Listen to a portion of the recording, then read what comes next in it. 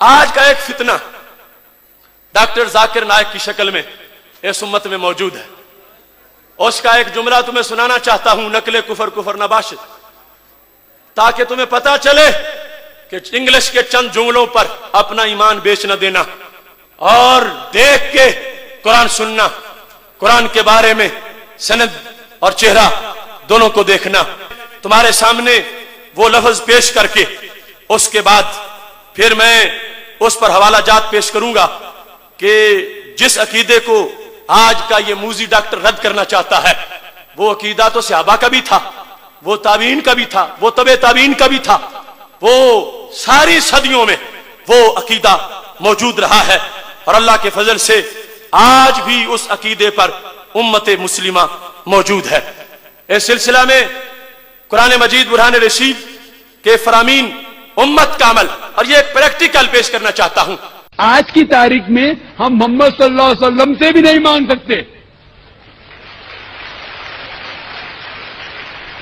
باقی لوگ کو تو چھوڑو، سنت اور باقی بابا لوگ کو چھوڑو، محمد صلی اللہ علیہ وسلم کو بھی ماننا ہمارے لیے حرام ہے. جو شخص مر چکا ہے، آج کی تاریخ میں ہم محمد صلی اللہ علیہ وسلم سے بھی نہیں مانگ سکتے. باقی لوگ کو تو چھوڑو، سنت اور باقی بابا لوگ کو چھوڑو، محمد صلی اللہ علیہ وسلم کو بھی ماننا ہمارے لیے حرام ہے. جو شخص مر چکا ہے. معاذ اللہ. اب یہ جملہ جو وہ بول رہا ہے، بک بک کر رہا ہے، آج کی تاریخ میں محمد الرسول اللہ صلی اللہ علیہ وسلم سے مانگنا جائز نہیں، مانگنا حرام ہے. معاذ اللہ. اور کہتا جب ان سے مانگنا حرام ہے تو ولیوں سے مانگنا تو بالکل جائز نہیں ہے. یہ بات جو اپنی جگہ غلط ہے وہ غلط ہے. اب اس میں آواز نہیں صحیح آ رہی. جب اس نے یہ جملہ بولا نا حرام ہے تو پورے مجمع نے تالیاں بجائی ہیں. معاذ اللہ. آخر یہ انداز کس نے سمجھایا؟ کوئی مومن اس انداز میں تالی بجا سکتا؟ یہ یہودیوں کا اجتماع تھا، عیسائیوں کا اجتماع تھا، اور یہودیوں عیسائیوں کے ایجنٹوں کا اجتماع تھا کہ جس کے اندر یعنی اتنی گستاخی کی جا رہی ہے اور آگے سے تالیاں بجا کے داد دی جا رہی ہے. کون ہے امتی جو اپنے نبی علیہ السلام کے بارے میں وہ ایسی بات سنے اور اس کے بعد تالیاں بجائے؟ اس واسطے میں قبل اس کے کہ اس کے خلاف دلائل دوں، میں حکومت پاکستان سے یہ مطالبہ کرتا ہوں کہ جس طرح انڈیا میں اس موذی کے لیکچر پر پابندی لگائی گئی، پاکستان میں بھی اس کے چینل پر پابندی لگائی جائے. ہاتھ اٹھاؤ. اس یہ میڈیا کے لوگ اور جنسیوں کے لوگ دیکھیں، یہ داتا کے دیوانے، یہ پنجاب اور ملک کے دور دراز علاقوں سے آئے ہوئے لوگ یہ تقاضا کر رہے ہیں اس بے لگام ڈاکٹر کو لگام دی جائے اور اس کے جو ٹی وی چینل ہے اس کو پاکستان میں جام کر دیا جائے، اس کے لیکچروں پر پابندی لگائی جائے. کیا آپ کو یہ تجویز منظور ہے؟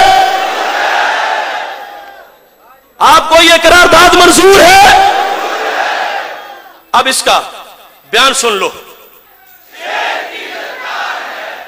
سنو اب یہ حدیث شریف میں آپ کے سامنے پیش کر رہا ہوں، مصنف ابن ابی شیبہ میں موجود ہے. اس کے علاوہ اس حدیث شریف کو ابن حجر نے فتح الباری کے اندر اس کی سند پر بحث کر کے بالکل صحیح قرار دیا ہے. ابن کثیر نے اس کی سند کو جید قرار دیا ہے.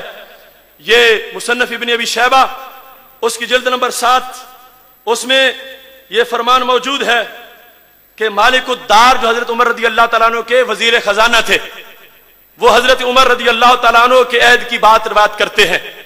اصاب الناس قحط فی زمن عمر، حضرت عمر رضی اللہ تعالیٰ عنہ کے زمانے میں قحط پڑ گیا. فجاء رجل الی قبر النبی صلی اللہ علیہ وسلم، ایک بندہ آیا نبی علیہ السلام کے مزار پر. وہ دوسری جگہ لکھا ہوا ان کا نام حضرت بلال بن حارث رضی اللہ تعالیٰ عنہ، جو ہمارے نبی علیہ السلام کے صحابی ہیں. وہ بلال بن حارث نبی علیہ السلام کے روضہ پاک پہ چلے گئے. زمانہ کس کا؟ حضرت فاروق اعظم رضی اللہ تعالیٰ عنہ کا. وصال نبوی کو کئی سال گزر چکے ہیں. اس بندے نے کیا جا کے کہا جو آج بھی ہر سنی کہتا ہے؟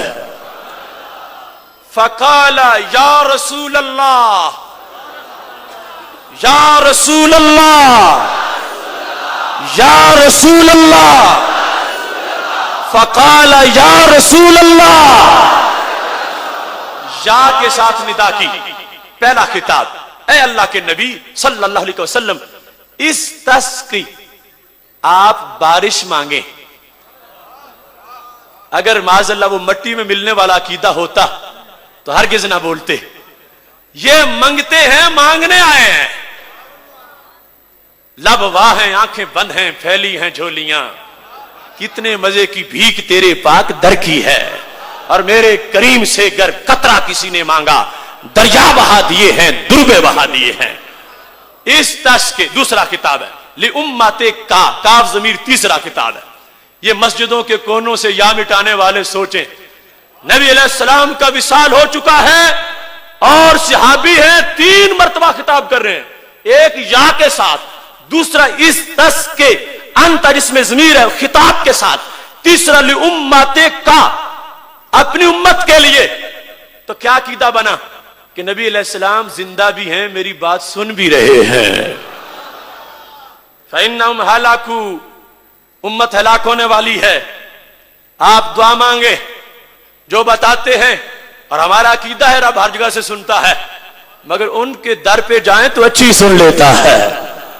مانگا فَأَتَى الرَّجُلَ فِي الْمَنَامِ، نبی علیہ السلام اس بندے حضرت بلال کے خواب میں تشریف لے آئے، فَقِيلَ لَهُ، اسے کہا گیا انہیں، ائت عمر، جاؤ میرے عمر کے پاس، فَأَقْرِئْهُ السلام، انہیں میرا سلام کہو، وَأَخْبِرْهُ، انہیں خبر بھی دو، أَنَّكُمْ يُسْقَونَ، تمہیں بارش سے سیراب کر دیا جائے گا، تُسْقَونَ، تمہیں پلا دیا جائے گا، أَنَّهُمْ يُسْقَونَ، انہیں سیراب کر دیا جائے گا، اور قُلْ لَهُ، انہیں پیغام بھی دو، عَلَيْكَ الْقَيِّسِ، عمر فراست فہم سے خلافت نبانی ہے۔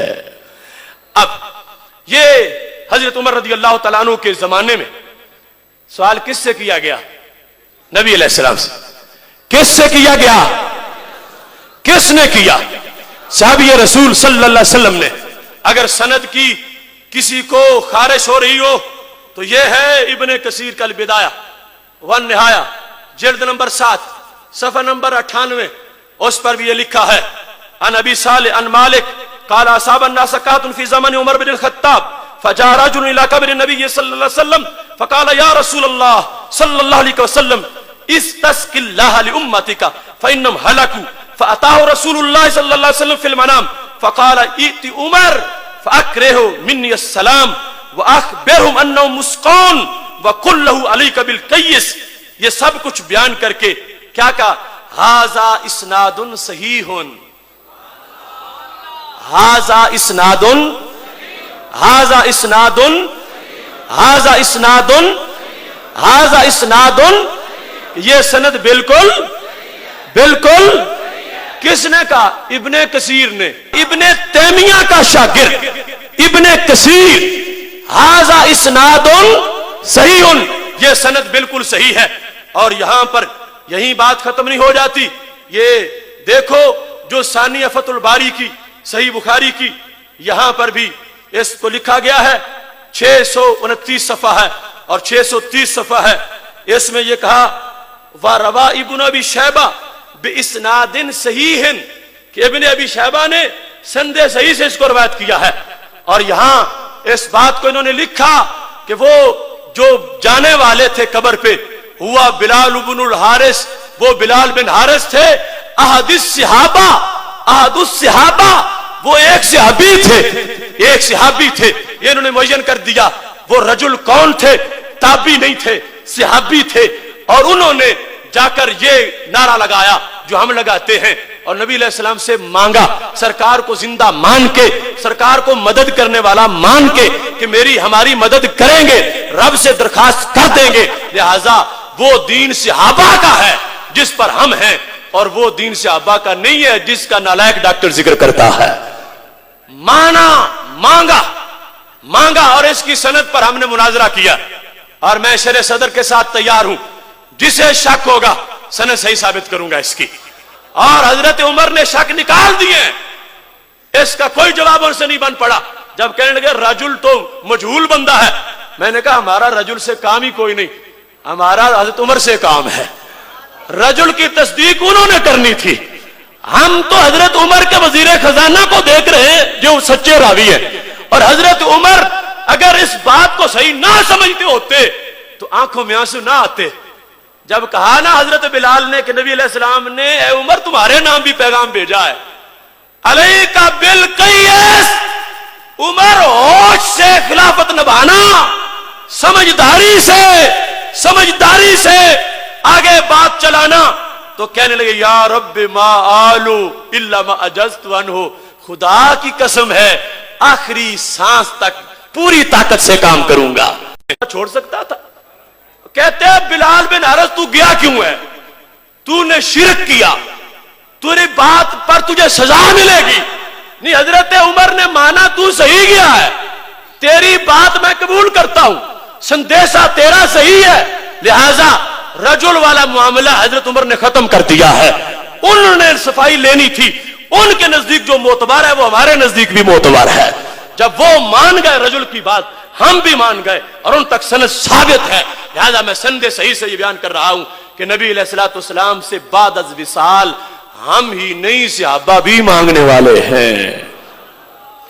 اس سلسلہ میں ان حوالہ جات کی تفصیل کے ساتھ آ جاؤ اب امام بخاری سے یہ پوچھ لیتے ہیں کہ صحابہ کا عمل کیا تھا اور انہوں نے کیسے مانگا نبی علیہ الصلوۃ والسلام سے۔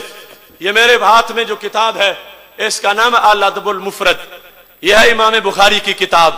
اس میں ایک باب ہے، باب ما یقول الرجل اذا خدرت رجلہ، جب بندے کا پاؤں شل ہو جائے، سو جائے، اسے کیا کرنا چاہیے۔ اس باب میں انہوں نے حدیث ذکر کی ہے، اے سنی اپنے ایمان کی سند پر ناز کر، کہاں سے چل کے تیرا مسلک آیا ہے۔ یہ ہے الادب المفرد، الادب المفرد، اور 142 صفحہ۔ آپ حیران ہوں گے باقی کتابیں نہیں ہیں، یہ پرانی کیوں ہے؟ میں مظلوم ہوں، تمہیں کیا بتاؤں۔ اس میں وہ لفظ ہے یا والا جو ان کے سینے میں نیزہ لگتا ہے۔ کتنا ظلم ہے، چھاپا بعد میں تو یا کاٹ کے حاشیے میں لکھی اور پھر حاشیے سے بھی نکال۔ اب مارکیٹ میں تمہیں نہ اوپر ملے گی نہ حاشیے میں ملے گی، لیکن امام بخاری نے جب لکھی تو یہ ہے مکتبہ تازیہ کی چھپی ہوئی کتاب۔ مناظر اسلام حضرت مولانا صوفی محمد اللہ دیتا صاحب رحمت اللہ علیہ وسن پورا والے، یہ ان کے مکتبے کی کتاب ہے۔ یہ لکھو، دیکھو اس میں لکھا کیا ہے اور پھر سوچو کہ ہم نے ان کا بگاڑا کیا ہے۔ وہ حبیب پیارا تو عمر بھر کرے فیض و جودی سر بسر، ارے تجھ کو کھائے تپے سکر، تیرے دل میں کس سے بخار ہے۔ یا کاٹتا پھرتا ہے اور چاٹتا پھرتا ہے، مگر سینوں سے کون چاٹے گا، جنت کے پتوں سے کون مٹائے گا، عرش کے تاج سے کون کھرچے گا۔ یہ لکھا ہے، یہ لکھا رہے گا۔ مٹ گئے مٹتے ہیں مٹ جائیں گے ادا تیرے، نہ مٹا ہے نہ مٹے گا کبھی چرچا تیرا۔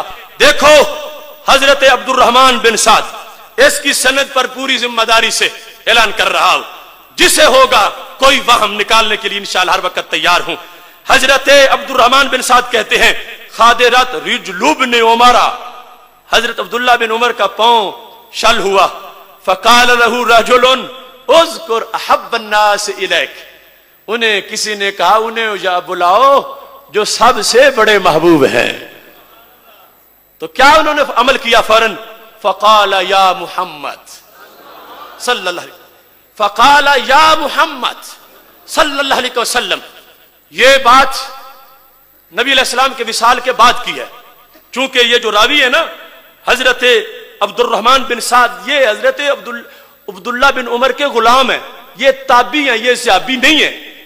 اگر نبی علیہ السلام کے زمانے کی بات ہوتی تو پھر یہ تابعی نہ ہوتے، یہ بھی صحابی ہوتے۔